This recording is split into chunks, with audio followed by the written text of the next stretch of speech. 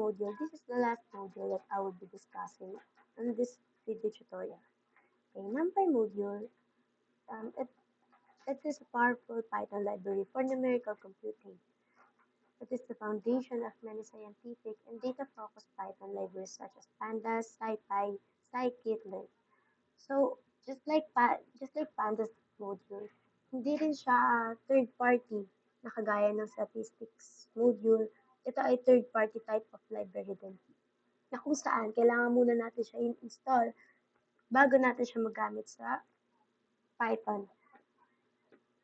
So, I'll show you guys ulit kung paano mag-install.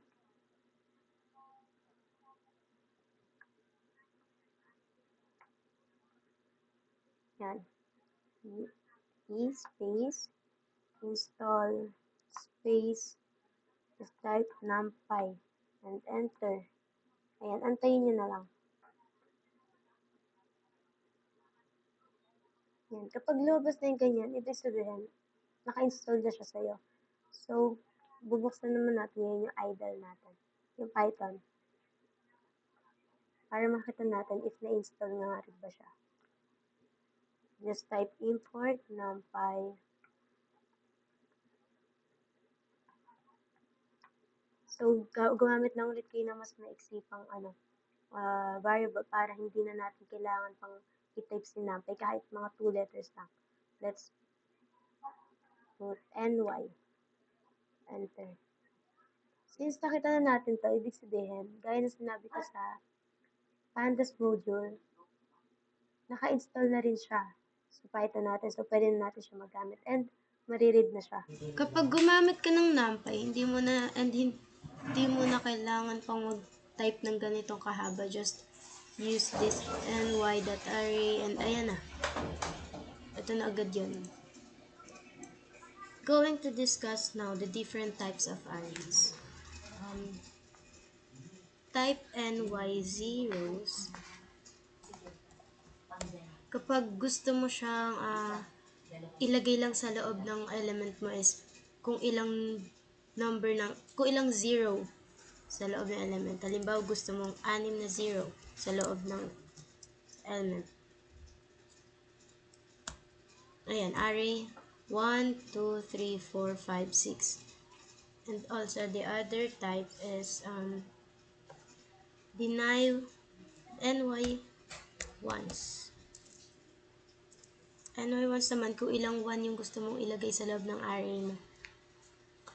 4 ones. And then, ayan. And if hindi naman tayo mag-i-initialize ng elements ng arrays, and hayaan natin si computer mag-initialize ng elements, type ny.empty. Ayan. ny.empty. Kung ilang elements gusto mo, like 3. Yan. So, dito, hindi natin alam kung ano yung ilalagay ni computer kasi nga, wala naman tayo in-indicate na kahit na ano. Kumbaga siya yung hahayaan natin mag-initialize ng ilalagay sa loob ng array. Ayan. Ito, hindi naman natin expect itong mga nandito kasi nga, hindi naman natin sinabi sa kanya kung ano yung ilalagay niya sa loob ng array. So, it naman is array with a range of element. So, type nyo lang this ny dot. Hindi siya arranged na double R ha. Isang single R lang siya. I-arrange ang basa kanya. Ayan. And ilalagay mo dito sa loob ng parenthesis ay yung kung anong gusto mong range ng elements. Halimbawa, if 0 to 5, 6 yung ilalagay mo ka 0, 1, 2, 3, 4, 5, 6. Kasi, naka-indicate huwag nyo kakalimutan na kapag naglalagay ka ng naka-indicate lagi si 0 kasama siya like 0, 1, 2, 3, 4, 5. So, 6 ang ilalagay natin. 6. Ito yung range niya. See? 0, 1, 2, 3, 4, 5 ang lalabas sa kanya. Lagi nyo huwag kakalimutan na ini-indicate pa rin lagi si 0. Sunod naman natin gagawin is yung 2-dimensional array. Okay, let T be the 2-dimensional array. Ny, just type ny dot array and parenthesis, dalawang bracket since this is two-dimensional array. So, lagyan natin this 1, 2, 3, close bracket, comma, and bracket, 4, 5, 6, close comma, and dalawang bracket, parenthesis. Enter, and 30, then, ayan.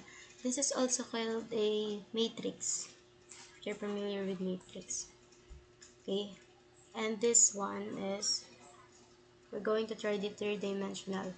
Let th be third dimensional of array. Type ny dot array and open parenthesis, tatlong open bracket. And the third dimensional nga pala is, it consists two-dimensional array. So the first one is 2, 4, 6. I close bracket, comma, open bracket, and 3, 5, 7. Dalawang close na bracket kasi nga nagko-consist ng dalawang two-dimensional ang three-dimensional array. So, if na-imagine nyo, ito siya.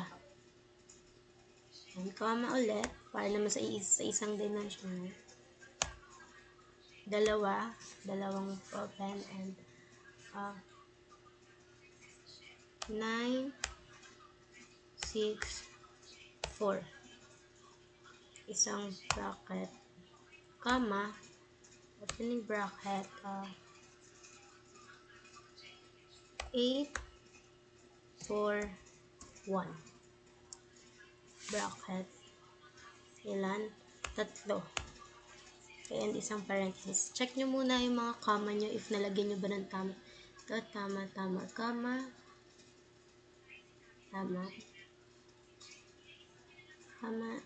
Okay, yan. Print th or third. Ayan. Ito siya. This is a third dimensional array.